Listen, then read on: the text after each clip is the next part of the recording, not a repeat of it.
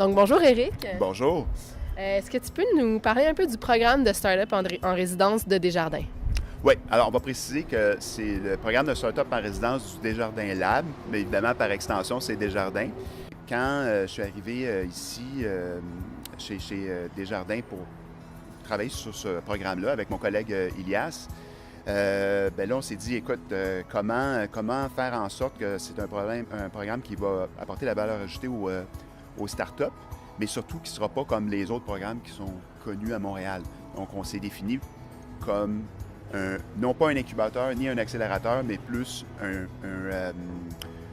une intervention au niveau de la commercialisation. Comme dans la vie d'une start-up, généralement, cette portion-là est mal exploitée dans les incubateurs puis les accélérateurs. Donc, on dit, on va intervenir là. On est dans la start-up 1 an et demi à peu près.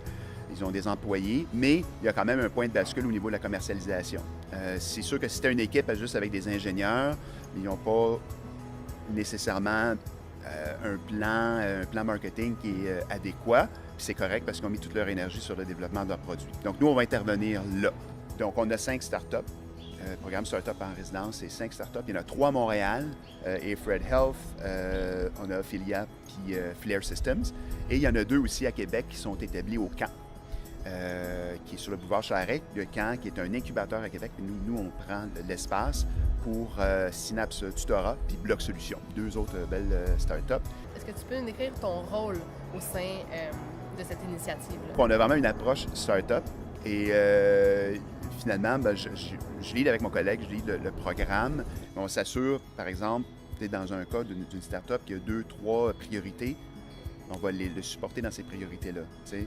Par exemple, s'il y a un projet pilote à faire pour une des startups, il y a justement ce cas-là, on a un projet pilote à faire à l'interne. Nous, on va naviguer à l'interne dans quand même la grosse organisation là, pour préparer ce pilote-là. Mais il faut faire ça dans un mode agile. Puis l'autre partie de mon rôle, c'est aussi de faire la promotion de ce programme-là au sein des jardins. Parce que quand les gens de l'externe parlent à des gens de l'interne et ils disent « Hey, vous avez un beau programme Startup à résidence », puis les gens de l'interne ne le savent pas, bien, c'est normal, c'est un pays, là, c'est une ville, Desjardins, bien, je dis qu'on a du travail à faire à l'interne, puis je m'assure aussi de travailler des partenariats à l'externe pour s'assurer que les startups puissent naviguer aussi à travers le Canada. Est-ce que tu pourrais nous dire pourquoi il faut encourager les startups? On est très, très, très impliqués dans l'écosystème startup. On est beaucoup plus qu'on était avant. Puis ça, les gens ne le savent pas. Pour Desjardins, c'est le futur du Québec, le futur du Canada. C'est l'entrepreneuriat, c'est d'encourager ces jeunes-là et même les moins jeunes. Moi, je suis entrepreneur moi-même, puis j'ai malheureusement pas 20 ans. Mais Desjardins a ce travail-là, ce rôle, et il le prend très bien de pousser ces startups-là à grandir. Les startups qui sont choisies, c'est pas random. C'est des startups qui, quand même, il y a eu 75 candidatures. Il y avait certains critères techniques qui devaient répondre, comme maturité technologique, mais aussi, est-ce qu'ils ont un impact socio-économique dans la société? Est-ce que ça peut avoir un impact positif auprès du client, du membre des jardins dans son parcours quotidien?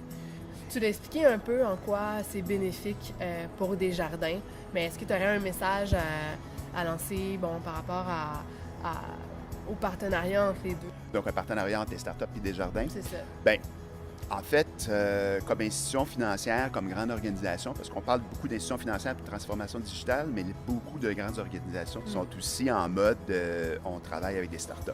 Parce que, écoute, les startups ont un avantage, elles sont agiles.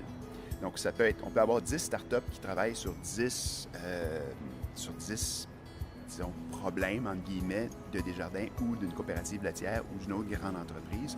Pourquoi cette relation-là aujourd'hui? Bien parce que, on le sait, là, vous avez probablement vous avez eu d'autres discussions là-dessus, mais la fidélisation d'un consommateur à l'égard d'une grande entreprise est dépendante de l'adoption de la technologie, il veut la vitesse, il veut de l'instantanéité, il veut un service, il veut une prise en charge. Donc, il va aller là où il y a tout ça. Donc, les startups viennent combler ces trous-là. Puis, peut améliorer aussi les processus à l'intérieur d'une grande entreprise.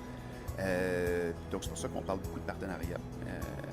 Pas juste de l'acquisition d'une startup par une grande entreprise, mais de partenariat. Il y en a beaucoup là, qui sont annoncés. Des grandes banques annoncent des partenariats. Desjardins n'est pas en reste. Il y a beaucoup de partenariats aussi avec des startups. Super. Bon, ben, je te remercie beaucoup pour ton temps. Puis à tous nos auditeurs, restez à l'affût parce qu'il y a 3 nouvelles capsules qui vont sortir sur les startups et 2 articles. Donc, au plaisir. Hey, merci beaucoup pour tout ça. Merci.